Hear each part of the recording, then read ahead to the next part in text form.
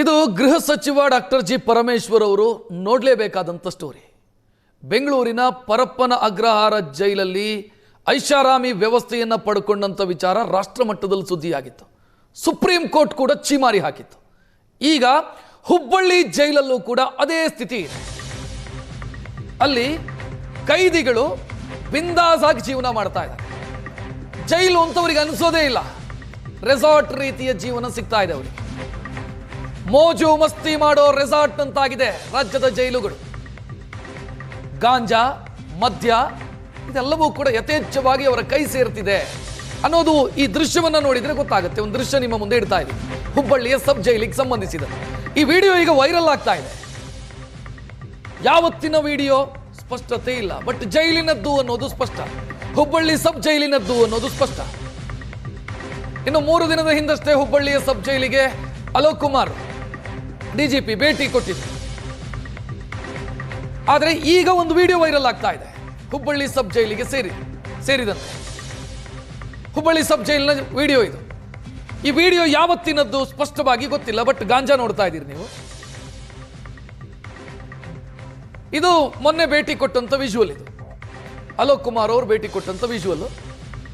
3 ದಿನದ ಹಿಂದೆ ಅವರು ಹುಬ್ಬಳ್ಳಿ ಸಬ್ ಜೈಲಿಗೆ ಭೇಟಿ ಕೊಟ್ಟಿದ್ರು. ಆ ಸಂದರ್ಭದಲ್ಲಿ ಮಾದಕ ವಸ್ತುಗಳ ಬಳಕೆಗೆ ಕಡಿವಾಣ ಹಾಕಲಾಗತ್ತೆ ಅಂತ ಅವರು ಮಾತನಾಡಿದರು.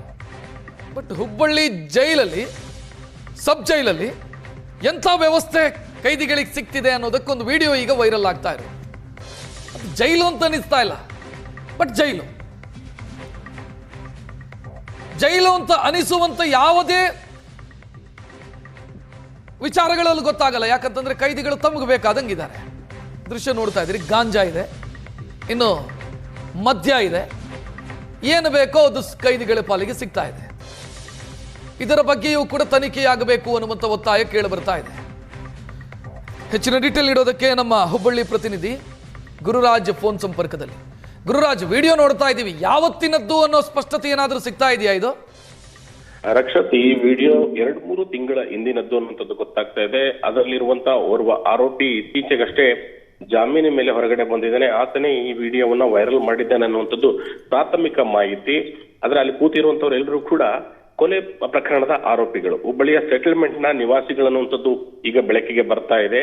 ಅಷ್ಟೇ ಅಲ್ಲ, ಹುಬ್ಬಳ್ಳಿ ಜೈಲಿನಲ್ಲಿ ಕೊಲೆ ಮಾಡಿ ಕೈದಿಗಳೇನು ಆರೋಪಿಗಳು ಬಂಧನ ಆಗಿ ಹೊರಗಡೆ ಹೋಗ್ತಾರೆ, ಹೋದ ದಿನದಿಂದ ಹಿಡಿದು ಹೊರಗಡೆ ಬರುವವರೆಗೂ ಕೂಡ ಪ್ರತಿನಿತ್ಯ ಅವರಿಗೆ ಹೊರಗಡೆಯಿಂದ ಬಿರಿಯಾನಿ ಹೋಗುತ್ತೆ, ಅವ್ರಿಗೆ ಮನೆಯಿಂದ ಊಟ ಹೋಗುತ್ತೆ, ಒಳಗಡೆ ಬೇಕಾದಂತ ಫ್ಯಾನ್ ಆಗಿರ್ಬೋದು, ನೀವು ನೋಡ್ಬೋದು ವಾಲ್ ಮೇಲೆ ಟಿವಿ ಇದೆ, ಈ ತರದ ಎಲ್ಲ ಸೌಲಭ್ಯಗಳು ಅವ್ರಿಗೆ ಒಳಗಡೆ ಸಿಗ್ತದೆ. ಜೊತೆಗೆ ಮದ್ಯ, ಗಾಂಜಾವು ಕೂಡ ಪೂರೈಕೆ ಆಗ್ತಿದೆ ಅನ್ನುವಂತ ಆರೋಪಗಳಿತ್ತು. ಅದಕ್ಕೆ ಪುಷ್ಟೀಕರಿಸುವಂತ ವಿಡಿಯೋ ಈಗ ಹೊರಗಡೆ ಬಂದಿರುವಂತದ್ದು.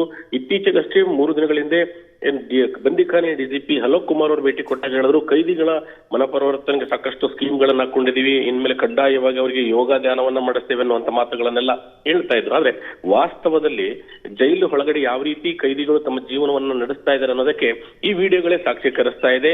ಅಷ್ಟೇ ಅಲ್ಲ, ಕೊಲೆ ಪ್ರಕರಣದಲ್ಲಿ ಬಂಧನಕ್ಕೊಳಗಾದಂತಹ ಆರೋಪಿಗಳಿಗೆ ಒಂದಿಷ್ಟು ಗಿಲ್ಟ್ ಇಲ್ದೇನೆ ಎಲ್ಲರೂ ಗುಂಪಾಗಿ ಕೂತ್ಕೊಂಡು ಗಾಂಜಾ ಹೊಡೆಯುವಂಥದ್ದು, ಮದ್ಯ ಸೇವಿಸುವಂಥದ್ದು, ಸೆಲ್ಫಿ ವಿಡಿಯೋಗಳನ್ನ ಅವರೇ ಮಾಡ್ಕೊಳ್ತಾರೆ ಅಂತ ಹೇಳಿದ್ರೆ ಜೈಲು ಸಿಬ್ಬಂದಿ ಮತ್ತು ಜೈಲು ಅಧಿಕಾರಿಗಳು ಯಾವ ಪ್ರಮಾಣದ ಭ್ರಷ್ಟಾಚಾರದಲ್ಲಿ ತೊಡಗಿದ್ದಾರೆ ಅನ್ನುವಂಥದ್ದು ಇಲ್ಲಿ ಕಂಡು ಬರ್ತಾ ಇದೆ. ಸಹಜವಾಗಿ ಜೈಲಿನ ಹೊರಗಡೆಯಿಂದ ಒಳಗಡೆ ಏನೇ ಒಂದು ವಸ್ತು ಹೋಗ್ಬೇಕಾದ್ರೂ ಜೈಲು ಸಿಬ್ಬಂದಿಗಳ ಕೈವಾಡ ಇಲ್ದೇನೆ, ಅಲ್ಲಿರೋ ಅಧಿಕಾರಿಗಳ ಕೈವಾಡ ಇಲ್ದೇನೆ, ಅವರ ಒಂದು ಕರಪ್ಷನ್ ಇಲ್ದೇನೆ ಒಳಗೋಗ್ಲಿಕ್ಕೆ ಸಾಧ್ಯವಿಲ್ಲ. ಹಾಗಾಗಿ ಇಷ್ಟೊಂದು ದೊಡ್ಡ ಪ್ರಮಾಣದ ಟಿವಿಗಳು ಒಳಗೆ ಹೋಗ್ತದೆ, ಒಳಗಡೆ ಅಲ್ಲಿ ಗಾಂಜಾ ಹೋಗುತ್ತೆ, ಮದ್ಯದ ಬಾಟಲಿಗಳು ಹೋಗುತ್ತೆ, ನಿತ್ಯ ಬಿರಿಯಾನಿ ಬಾಕ್ಸ್ಗಳು ಒಳಗೆ ಹೋಗ್ತವೆ ಅಂತ ಹೇಳಿದ್ರೆ ಇಲ್ಲಿ ಬಂದಿಖಾನೆ ಇಲಾಖೆ ಸಂಪೂರ್ಣವಾಗಿ ಕೈದಿಗಳಿಗೆ ಶರಣಾದಂತೆ ಕಾಣಿಸ್ತಾ ಇದೆ. ಹುಬ್ಬಳ್ಳಿ ಈ ಪ್ರಕರಣದ ಬಗ್ಗೆ ತನಿಖೆ ಆಗ್ಬೇಕನ್ನುವಂತ ಒತ್ತಾಯಗಳು ಕೂಡಿದೆ. ಅಷ್ಟೇ ಅಲ್ಲ, ತಪ್ಪಿತಸ್ಥ ಅಧಿಕಾರಿಗಳ ಮೇಲೆ ಕೇವಲ ಸಸ್ಪೆಂಡ್ ಮಾಡುವಂತದ್ದು ಕ್ರಮ ಆದ್ರೆ ಸಾಲದು, ಮುಂದುವರಿಬಾರದು ಈ ತರದ ಪ್ರಕರಣಗಳು ಅಂತ ಹೇಳಿದಾದ್ರೆ ಜೈಲಿನಲ್ಲಿ ಕೈದಿಗಳಿಗೆ ಇರುವಂತಹ ಶಿಷ್ಟಾಚಾರವನ್ನ ಕಠಿಣವಾಗಿ ಜಾರಿಯಾಗುವಂತೆ ನೋಡ್ಕೊಳ್ಬೇಕಾದಂತಹ ಜವಾಬ್ದಾರಿ ಕೂಡ ಗೃಹ ಇಲಾಖೆ ಇದೆ. ಹಾಗಾಗಿ ಈ ಕುರಿತಂತೆ ಪರಮೇಶ್ವರ್ ಅವರು ಯಾವ ರೀತಿ ಹೇಳಿಕೆಯನ್ನ ಕೊಡ್ತಾರೆ ಅನ್ನೋದು ಕೂಡ ಸಾಕಷ್ಟು ಮಹತ್ವ ಪಡೆದುಕೊಳ್ಳುತ್ತೆ. ಹುಬ್ಬಳ್ಳಿಯ ಈ ಪ್ರಕರಣ ಏನೀಗ ಬೆಳಕಿಗೆ ಬಂದಿದೆ, ಇದೊಂದು ಕೇವಲ ಶಾಂಪಲ್ ಮಾತ್ರ. ಬಹುತೇಕ ರಾಜ್ಯದ ಎಲ್ಲ ಜೈಲುಗಳಲ್ಲೂ ಇದೇ ಸ್ಥಿತಿ ಇದೆ ಅನ್ನುವಂತ ಅನುಮಾನಗಳಿಗೆ ಹುಟ್ಟಿಸ್ತಾ ಇದೆ. ರಕ್ಷಿತ್, ಥ್ಯಾಂಕ್ ಯು ಗುರುರಾಜ್ ಮಾಹಿತಿಗೆ.